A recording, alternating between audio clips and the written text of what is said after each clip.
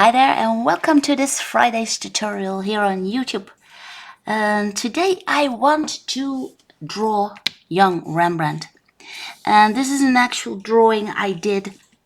And this is Young Rembrandt, of course. And this is my cat Rembrandt. So I've drawn them together with the berets on and that awesome look. So that is what I want to draw today with you. And of course the original, and that's very much fun to tell you, is that the original was only a copper plate etching,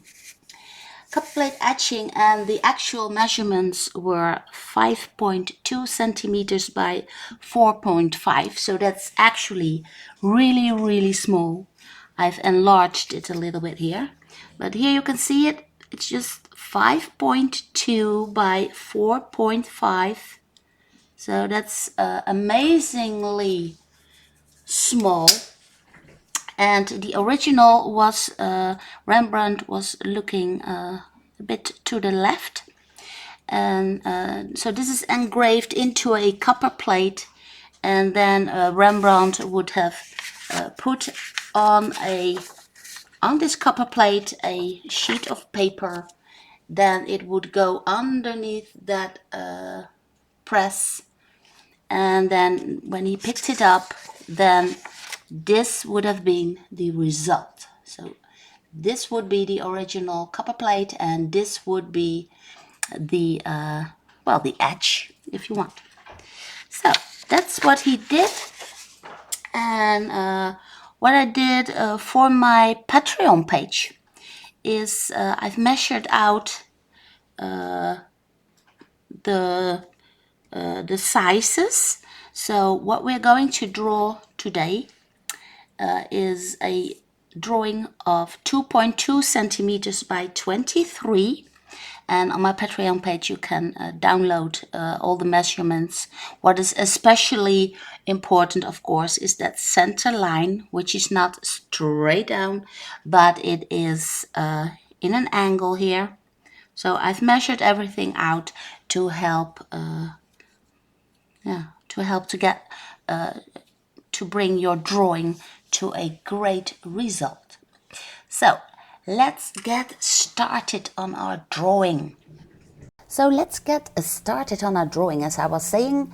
And what I've done is I've taken a mid-gray canson paper, mi-teintes, and what I first want to focus on is the negative space, and you can see it here. And you can just see the contours of the beret that Rembrandt is wearing. And his hair is peeping from underneath that. But first I want to get a little bit of a start by looking for those contour lines.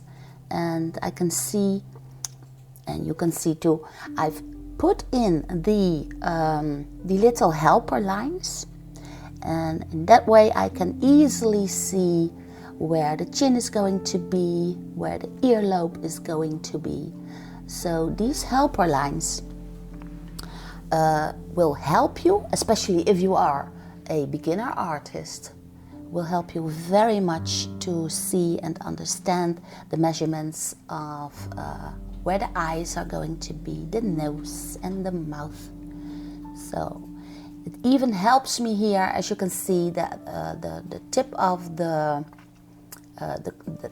coat that Rembrandt is wearing is at the same height as the center line of the mouth, for instance. This is the top of my drawing, and as you can see, and in the edge it's exactly the same.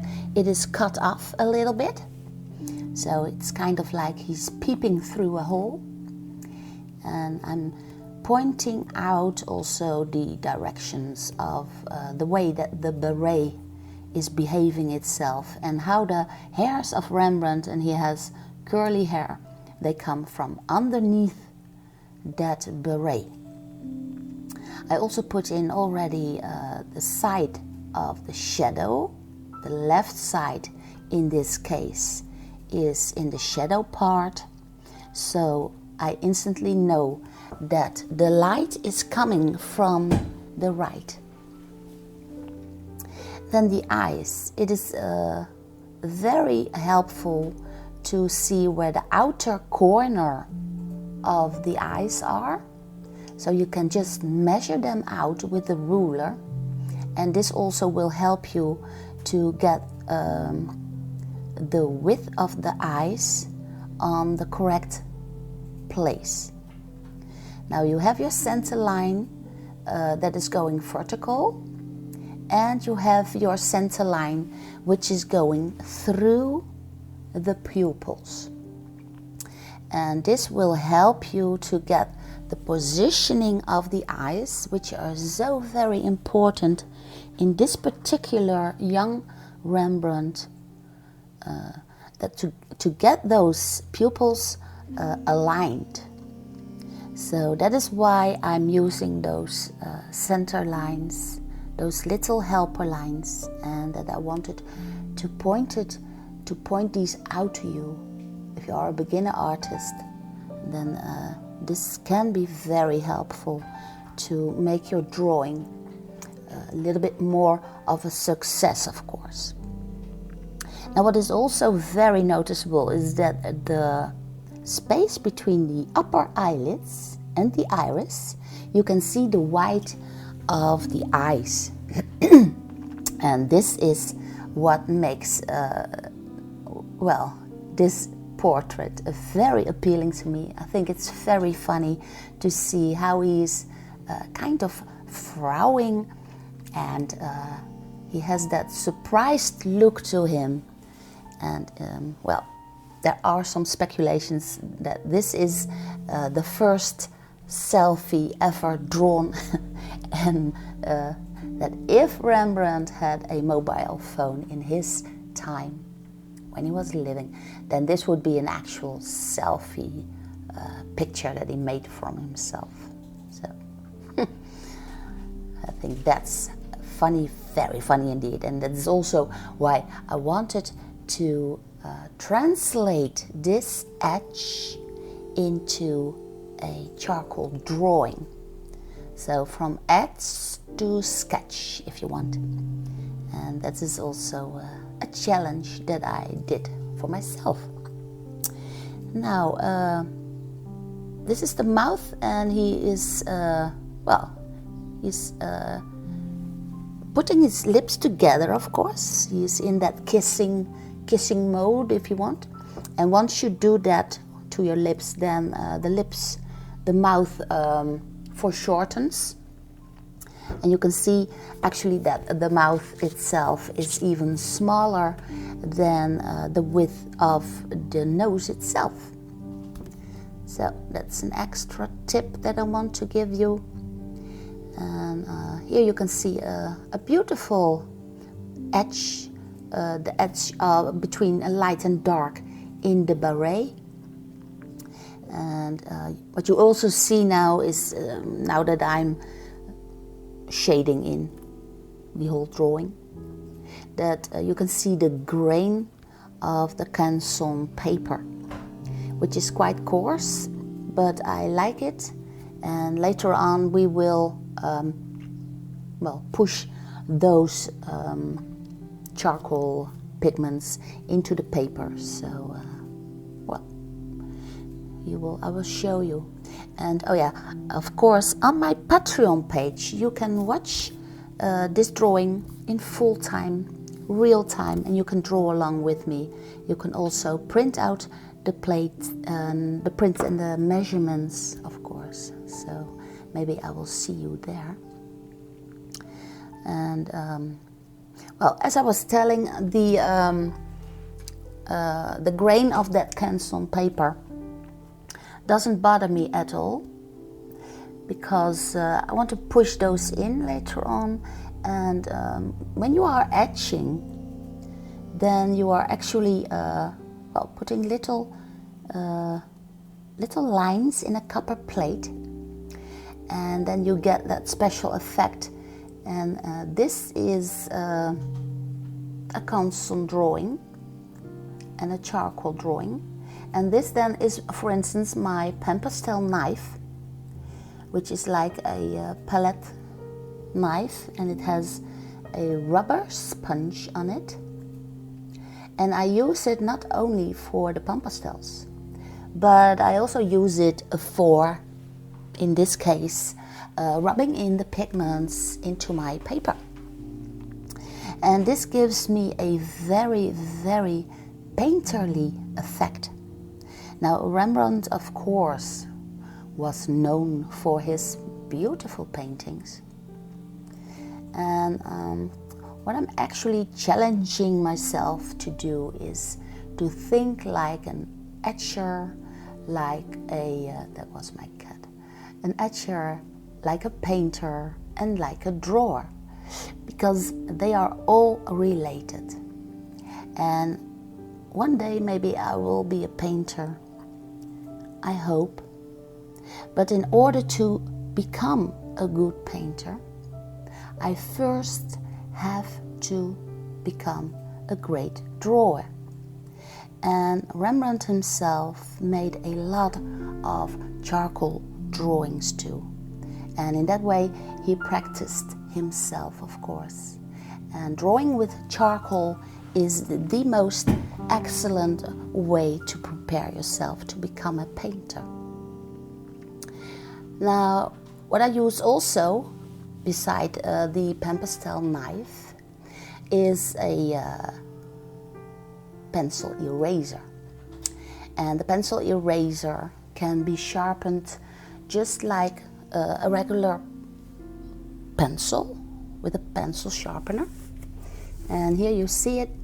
And I use it to draw in little lines or to pull back the light, so to get rid of the charcoal pigments and in that way lighting up areas. But I also use it to draw in little hairs in the curly moss, for instance, that is coming from underneath the beret. As I'm drawing, everything is getting more and more obvious, and what I really need to stay focused on are those eyes. And this is my blender stick, and the blender stick I use for those parts that are too tiny to get in with the pen pastel knife.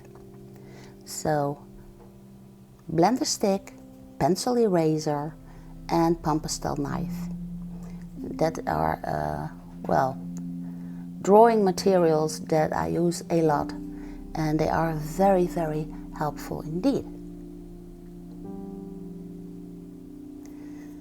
Now and then I take a quick look of what I'm drawing and what I've been doing. So now and then please take your distance and watch what you've been drawing. And what I also do is I take a mirror, for instance, and then I look into the mirror towards my drawing, and that often brings you a little bit of extra information. What you can also do is turn your drawing upside down, and in that way you can also filter out some mistakes that your brain is always playing tricks on you. So if you want to play a trick back at your brain, if you want, then just put your drawing upside down and stuff, or take your distance, have a coffee break, and then go back to your drawing. And then most of the times you instantly see, I did that wrong, or I did that wrong. So that's also a nice tip, I think. And here what you see is, because of the light is coming from the right side, there is a casted shadow next to the nose, which is very, very obvious. So I make sure that it's quite a stretched shadow on the left side of the nose, but it's very, very important to express this Young Rembrandt. And this little tiny etch is very, very famous, and it's hanging in Washington. And well, I hope one day maybe I will visit Washington again, and then I will take a look at that tiny etch. Would be nice. Well, this is the mouth, of course, which is well, pulled together in the kissing mode, that kiss mode mouth. And well, this way of, I will clean up, I'm cleaning up the sketch link on the left. I'm still checking out those eyes, but they look quite surprised, and well,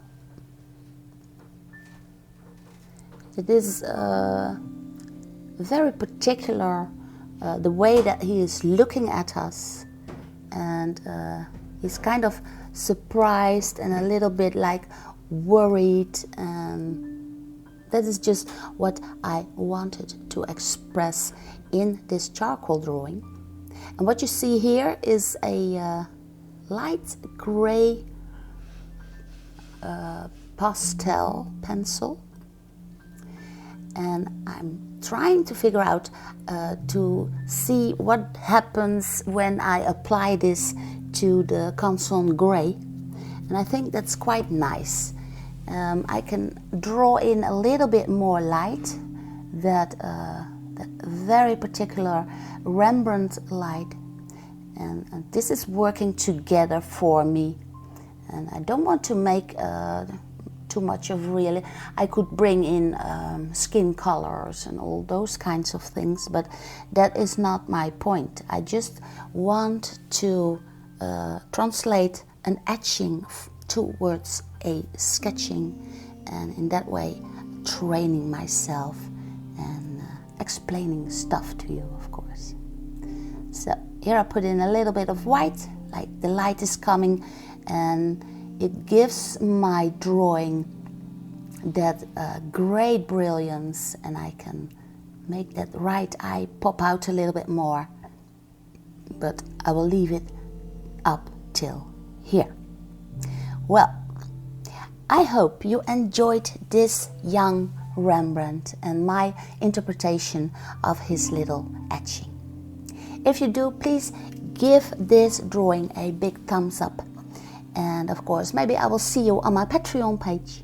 But even though, I will see you next week, Friday.